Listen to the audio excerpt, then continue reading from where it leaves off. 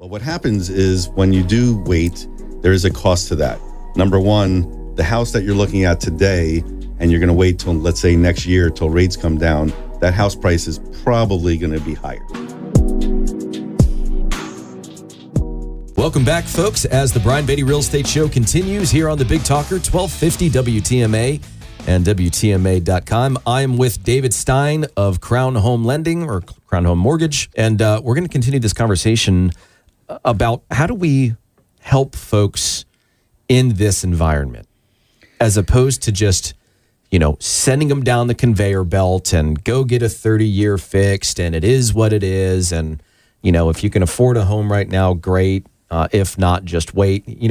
I really think a lot of folks right now are clearly turned off by the cost of home ownership. Yeah, it's been a challenge. It's been a challenge, but everybody's situation is different. I've been doing this a long time, and there's not one borrower that's similar to another borrower. Everyone's scenario is different. Their goals are different, and the best thing to do is to get pre-approved or find out your financial condition before you go shopping for a house, so that Brian and his team know exactly what you qualify for.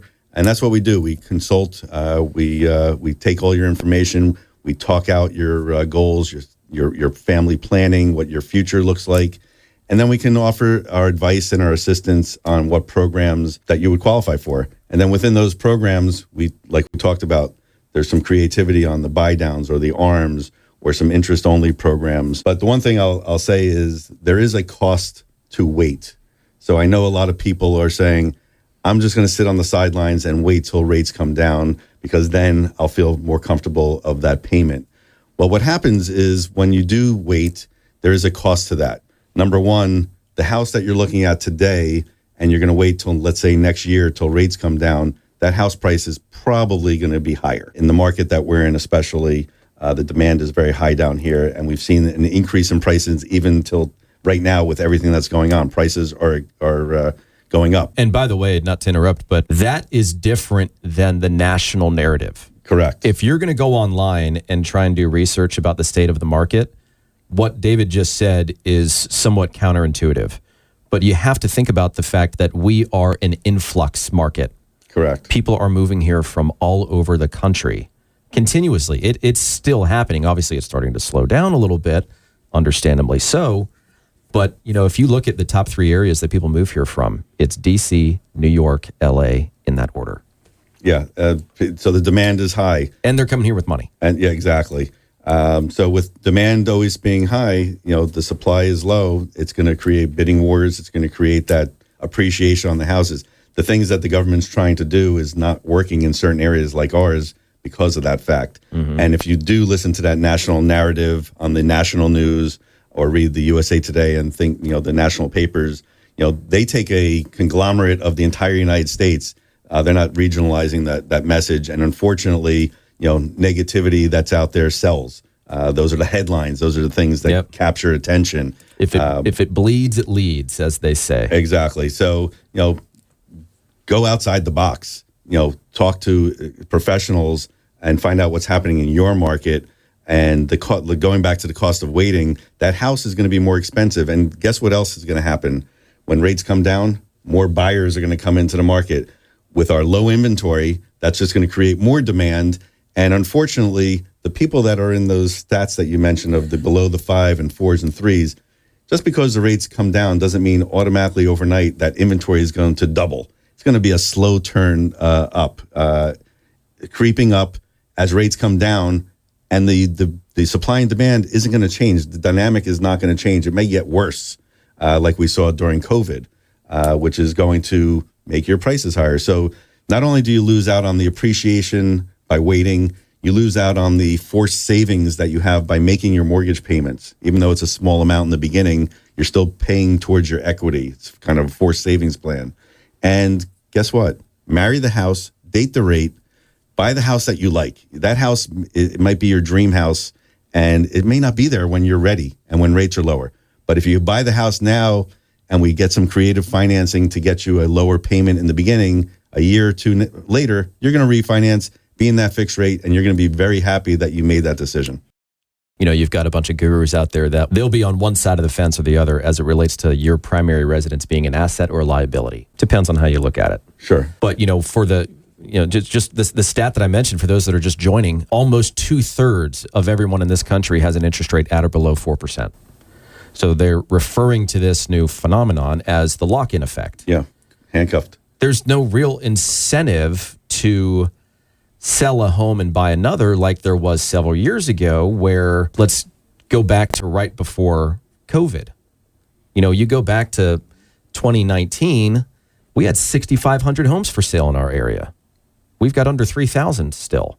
Yeah. There was a point in time where if you extrapolated new construction and the listings that were in our MLS that were out of area, not really in the Tri-County area, but were entered into the Charleston MLS for Greenville or Columbia or whatever, we had like 600 homes for sale. Yeah, it was nuts. It was so low. And so, the idea of the cost of waiting is all based on your need, your level of comfort, and whether it just makes sense for you right now. And this is where I personally get a little irritated with the industry in general, is that, have you ever noticed how people in sales have this way of telling you that right now is always the best time, of course, to buy or sell? It might not be for you. It might be worthwhile for you to just stay in your home a little bit longer, let this storm calm down a little bit, and then think about moving. That's okay.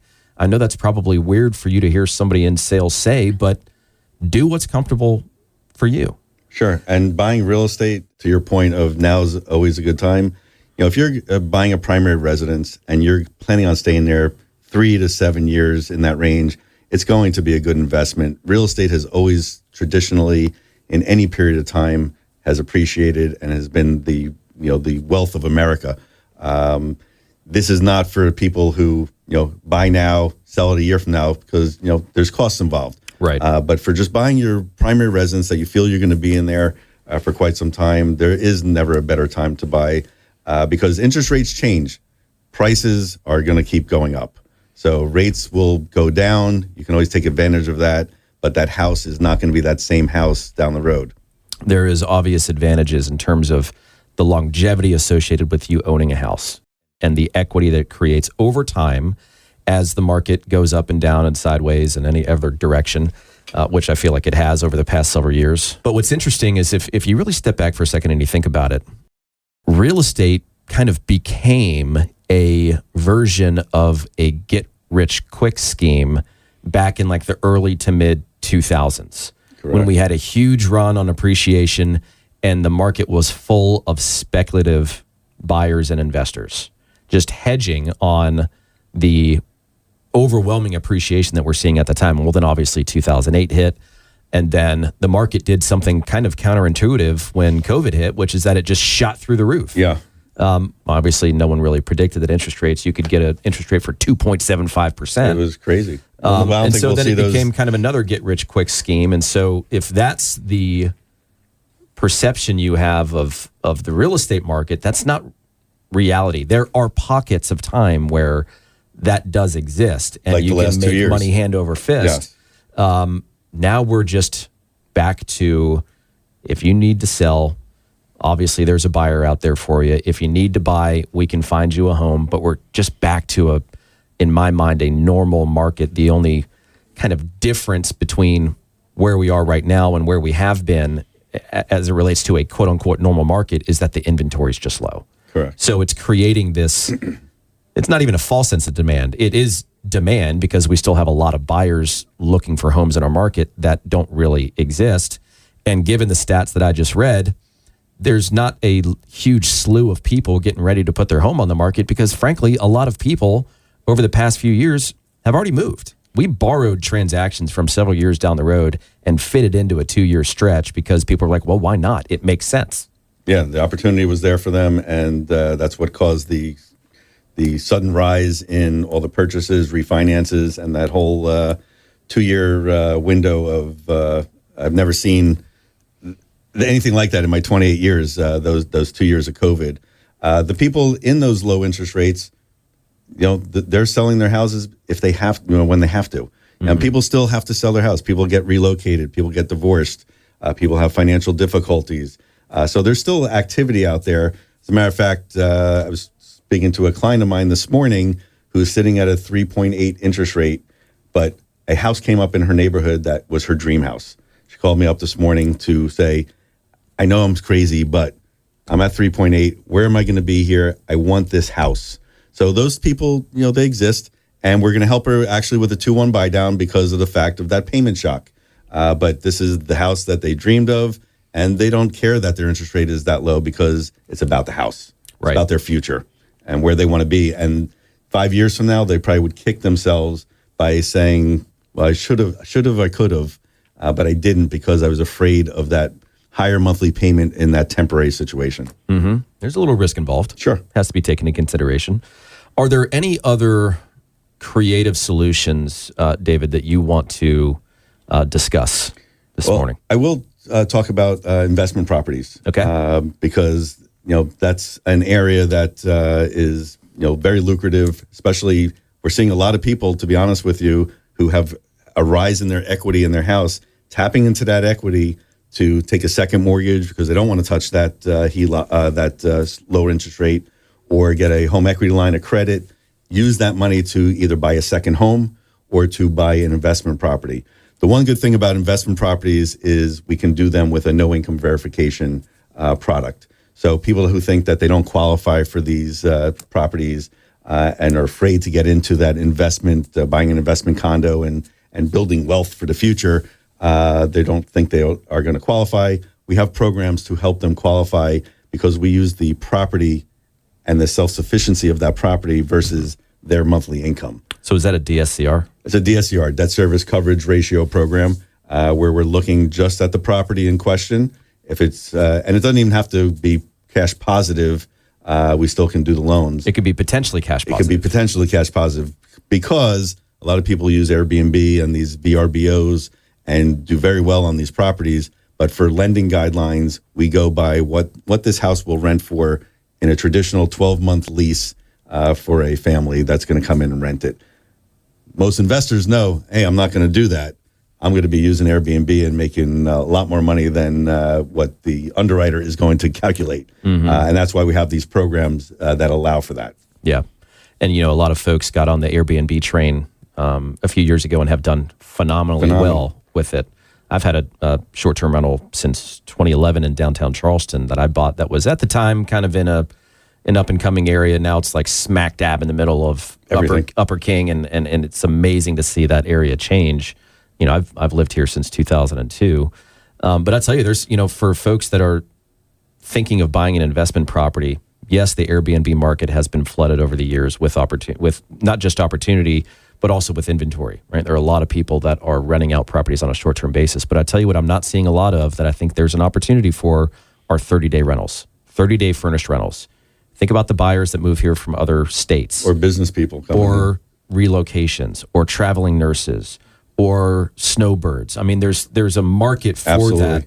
You're not going to make as much as you would on an Airbnb, but you'll probably make more than just a typical 12-month rental. Obviously, there's a little more risk associated with that because you have multiple tenants in a year as opposed to just one, and you hope that one tenant or those tenants pay you. David, I really appreciate you being on the show. Again, the purpose of this show, for those that are listening this morning at least, is really all about creative solutions and working with people that understand and have done deals in more than just the traditional sense. Like if you're viewing your real estate agent as nothing more than a facilitator of a transaction, I'm here to tell you that there are other folks out there that can offer some things you don't know yet, that can make this process a lot more productive, profitable, and just easier on you. Absolutely. What you don't know is that's why we're here, to educate and to give options, because there's so many creative ways to do things. A lot of companies or loan officers that are out there either just don't know about it or don't take the time to learn about it. There's hundreds and hundreds of loan programs available in our market. Crown Home Mortgage has access to all of them. Awesome. You want to give us their contact info one more time? Sure. I'll get it right this time. Let's go for it. Phone number 855-843-LOAN. That's 855-843-5626. That's a toll-free number, or you can find us on the web at crownhm.com. David, great seeing you. Great having you on the show. Appreciate being here. And folks, if you want to reach out to me, you have some questions about buying, selling, investing, having your property managed, I'm here to help. 843-800-0065 is my number, 843-800-0065. Or check us out online at listingsincharleston.com or brianbeattyteam.com. Stick around, folks, for more of the Brian Beatty Real Estate Show right here on the Big Talker 1250 WTMA. Visit Brian Beatty's website at listingsincharleston.com.